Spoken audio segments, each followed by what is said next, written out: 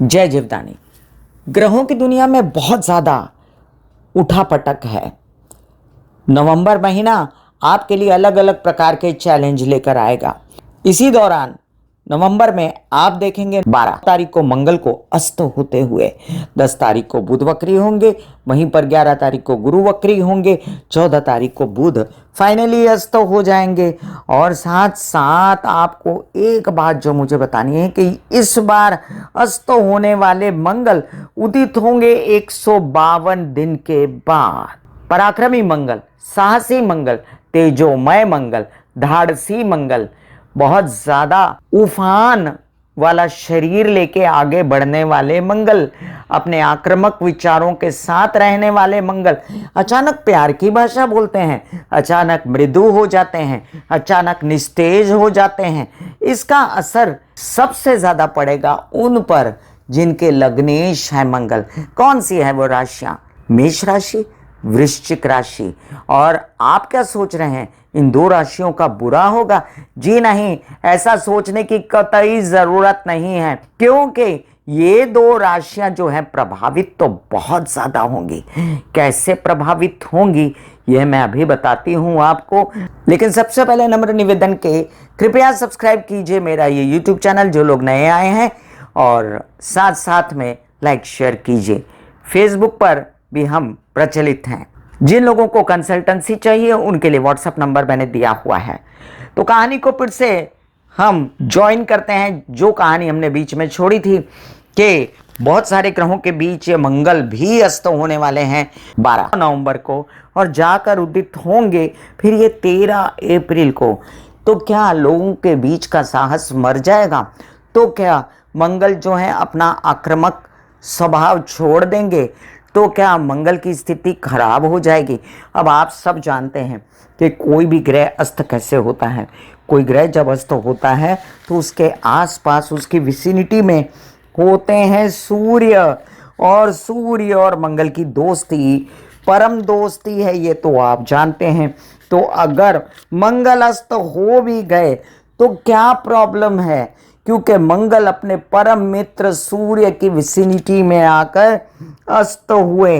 अब ऐसे में मंगल सूर्य की विसिनिटी में अप्रैल तक रहने वाले हैं, और यही दबाव जो उन पर बना रहेगा सूर्य का। सूर्य जिस भी ग्रह के नज़दीक जाता है उस ग्रह को अपनी रोशनी से आच्छादित कर देता है, और वो ग्रह पर जो है सबसे ज़्यादा सूर्य का प्रभाव होता है। तो एक तरफ तो है आक्रामक मंगल और दूसरी तरफ है तेजोमय प्रकाश के पुंज सूर्य। ऐसे में ये सूर्य मंगल मिलके बहुत बड़ी घटनाएं क्रिएट कर सकते हैं, जो कि बहुत ही पॉजिटिव हो सकती हैं। इसमें जरा सा भी संदेह नहीं कि इसमें बहुत सारी राजनीतिक उलाढाल जो कि बेहतर स्थिति के लिए होगी, बहुत सारी नौकरियों में उलाढाल लोगों की, जिन लोगों को नौकरियां चाहिए उनके लिए, जो भूमि वाहन स्टेट एजेंट का क्रय विक्रय करते हैं उनके जीवन में बहुत बड़ी उलाढाल, या जो लोग भाइयों के साथ काम करते हैं, पार्टनरशिप करते हैं, उनके जीवन में बहुत बड़ी घटनाएं होना अच्छी वाली। ये सब मैंने कोई नेगेटिव बात नहीं की है आपके साथ। और साथ में मैं बता दूं कि जिनके जीवन में पुत्र जो है सपोर्ट करते हैं उनके जीवन में भी उनकी बहुत बड़ी उलाढाल होगी। जो लोग पुलिस में होंगे, आर्मी में होंगे, या जो लोग ऐसे ओहदों पर होंगे जहां पर जैसे इंजीनियरिंग है या बहुत बड़े ओहदों पर हैं, उन लोगों नेता हैं, अभिनेता हैं, उन लोगों के जीवन में भी बहुत बड़ी बड़ी घटनाएं घट के रहेंगी। और ये घटनाएं घटेंगी लेकिन आराम से, क्योंकि आक्रामक रहने वाले मंगल अब सुनेंगे सूर्य की, उसकी विसिनिटी में आकर उस जैसा प्रभाव होगा। सूर्य मंगल का ये साथ में रहना कई राशियों को गवारा नहीं होगा। कई राशियां इसमें पिसेंगी और कई राशियां जो है इनमें बहुत ज़्यादा फायदा भी उठाएंगी। उनमें से जो सबसे ज़्यादा फायदा होने वाला है वो है मेष राशि को और वृश्चिक राशि को, क्योंकि इनके लग्नेश है मंगल, और इनके लग्नेश होने के कारण ये भी समझ लीजिए कि जब वो अस्त होंगे तब इन पर उसका बुरा प्रभाव भी थोड़ा बहुत पड़ेगा ही पड़ेगा, क्योंकि किसी भी इंसान के लग्नेश का अस्त हो जाना उसके जीवन में, उसकी पर्सनालिटी में कमी दिखाता है। उस पर किसी दूसरे का प्रभाव यानी कि सूर्य का, तो हम सूर्य मेष राशि वालों के लिए कौन से भाव के स्वामी बनते हैं? इनके पंचम भाव के।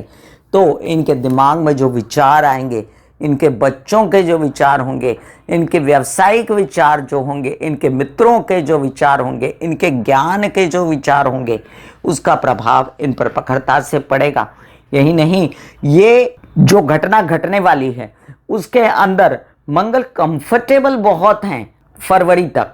कैसे? मंगल जो हैं अभी विचर रहे हैं वृश्चिक राशि में, उसके बाद विचरेंगे धनु राशि में, उसके बाद विचरेंगे उच्च के होकर मकर राशि में। तो 118 दिन के लिए तो मंगल सुनिश्चित करते हैं कि वो बहुत ही ज़्यादा कंफर्टेबल हैं अपने मित्रों के घर में, मित्रों के साथ। और ये हैपनिंग होने के बाद मंगल जो है अपने आप में सौम्य होते नजर आएंगे, सूर्य की बात मानते नजर आएंगे। दोनों मिलके एक घटना क्रम ऐसा बनाएंगे जो देखते ही बनेगा। और जो भी लोग कह रहे थे कि नेगेटिव होगा, नेगेटिव होगा, नेगेटिव होगा, तो मेरी समझ में ऐसा नहीं है। मेरी समझ में है कि पॉजिटिव होगा, पॉजिटिव होगा और पॉजिटिव होगा।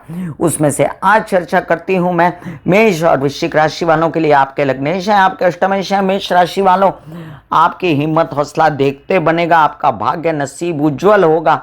आपके जो आक्रामक विचार थे, आप जो किसी को भी नुकसान पहुंचा देते थे, आप जो किसी को भी दुख दे देते थे, आपको जो गुस्सा आता था, आपको जो ब्लड प्रेशर होता था, आपकी जो ब्लड से रिलेटेड समस्याएं थी, सब अब आप अपने दिमागी ज्ञान से सॉर्टेड करोगे, बच्चों की सलाह से सॉर्टेड करोगे, मित्रों की सलाह से सॉर्टेड करोगे और सौम्य रीति से अब आप व्यवहार करोगे। एक बहुत अच्छा बदलाव है आपके जीवन में। और नया कोई कार्य ससुराल पक्ष के साथ शुरू करना चाहते हो, कर सकते हो। अपने ज्ञान मार्ग को आप बढ़ाना चाहते हो तो वो बढ़ सकता है। जो लोग विद्या पढ़ाई अध्ययन के लिए बहुत लालायित हैं, उनके जीवन में बहुत बड़ा चेंज आ सकता है। जो लोग स्टेट एजेंट भूमि का क्रय विक्रय करते हैं, उन लोगों के बिल्डर्स हैं जो, उनके जीवन में बहुत अच्छा समय आया है। और आपको मैं बता दूं कि ओहदे का प्राप्त होना और बड़ी बड़ी बातें आपके जीवन में एकदम से अचानक से आराम से घटित हो जाना, ये एक नॉर्मल बात है। बात करूं मैं वृश्चिक राशि के लिए तो इतना ज़्यादा हिम्मत हौसला बढ़ा हुआ है, अपना शरीर सौष्ठव, अपने आप को ज्ञान के प्रकाश के साथ आक्रामक स्वरूप से काम करना भी इनको आता है। इनके जीवन में नौकरी लगना, पिता का सहयोग, भाइयों का सहयोग, बहुत ज़्यादा नौकरी के लिए लालायित थे उन लोगों के लिए ओहदे मिल जाना। और साथ साथ में आप ये भी समझ लीजिए कि लोन्स वगैरह की प्राप्ति के लिए भटक रहे थे, उनको लोन मिल जाना। ये भी याद रखें कि इनके जीवन में जो बेचैनियाँ थी, वो बेचैनियाँ कम हो जाना किसके लिए? विरोधियों के लिए, क्योंकि इनका मंगल जो है प्रबल रहेगा इस पूरे घटनाक्रम के दौरान। और सूर्य तो इनके दशमेश हैं और दशम में मंगल उच्च का होता है। और ये भी समझ लीजिए कि दशमेश सूर्य के साथ जब मंगल गोचर करेंगे, कभी वृश्चिक में, कभी धनु में, कभी मकर में, तो कितना अच्छा असर आएगा सूर्य के विसिनिटी में रहते हुए मंगल के ऊपर। अब ये भी समझ लीजिए कि वृश्चिक राशि वालों की भी पर्सनालिटी में एक बहुत बड़ा चेंज आएगा। ये अगर गुस्सा करते थे तो अचानक से शांत रहना शुरू हो जाएंगे, बुद्धिमानी से सोचेंगे, अपनी योजनाओं को फलीभूत करने के लिए बहुत मेहनत करेंगे, आगे बढ़ेंगे, इनको बड़े बड़े सहयोग मिलेंगे, ओहदे मिलेंगे और साथ साथ में ये यशस्वी कहलाएंगे, क्योंकि इनके जीवन में धन आएगा, इनके जीवन में जो है सफलता आएगी, यात्राओं में इनको बहुत बड़ा लाभ हो सकता है। और पहले से चेंज पर्सनालिटी नजर आती है मुझे वृश्चिक राशि। तो मैं कामिनी खन्ना आज चर्चा कर रही थी, बड़ी संक्षेप में आप लोगों को बताया मैंने कि मंगल 152 दिन के लिए अस्त होकर क्या नेगेटिव होने वाला है। जी नहीं, ऐसा मत सोचिए, बिल्कुल मत सोचिए। जो भी चर्चाएं होती हैं उन्हें दीजिए, आप अपनी ज़िंदगी देखिए, हर एक की कुंडली अलग होती है। इतनी बड़ी सृष्टि में इतनी बड़ी जनता का जमावड़ा है, क्या सबकी एक जैसी कुंडलियां होती हैं या एक जैसी प्रेडिक्शंस होती हैं? जी नहीं, क्योंकि आपकी कुंडली अलग अलग है। एक घर में अगर 5 लोग हैं तो पांचों की दिशाएं अलग है, पांचों का जीवन अलग है।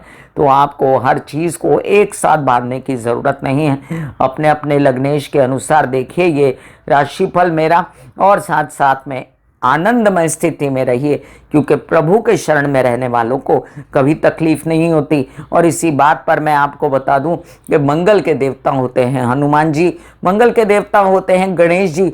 गणेश जी और हनुमान जी के शरण में जाइए, भाइयों के साथ बिगाड़े ना, पुत्रों के साथ बिगाड़े ना, अपने कामकाज के स्थल पे गुस्सा ना करें तो आपके जीवन में प्रसन्नता ही प्रसन्नता रहेगी। God bless you all. फिर मिलूंगी मैं कामिनी खन्ना इसी तरह की कोई विशेष चर्चा लेकर। तब तक के लिए आज्ञा दीजिए। धन्यवाद और नमस्कार।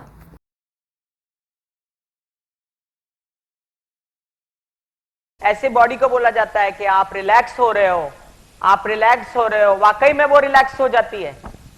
फिर आप अपने एक एक अंग को बोलिए, आपकी शिखा रिलैक्स हो गई, आपके बाल रिलैक्स हो गए, आपका माथा रिलैक्स हो गया, आपकी आंखें रिलैक्स हो गई। ऐसा मैसेज दीजिए, ये आपका शरीर है,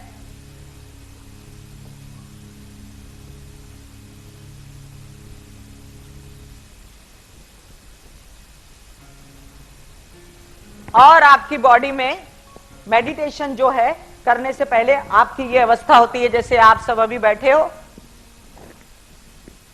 यहां पर आपके कुंडलिनी शक्ति का निवास होता है जिसे गुदा द्वार कहते हैं।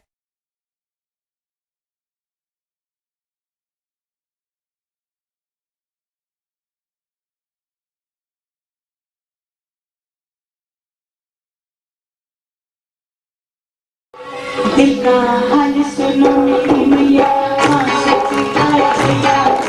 दिल का हाल सुनो मेरी मैया, हाँ शक्ति आए भैया।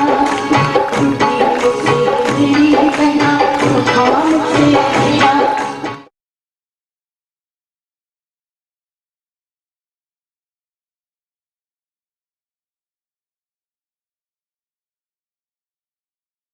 जो मेरे विचारों में बहती है, जो नहीं हो करके भी है। माँ देखिए, चलो ख्यालों में ही सही, नींद न सही, जागती आंखों का सपना ही सही।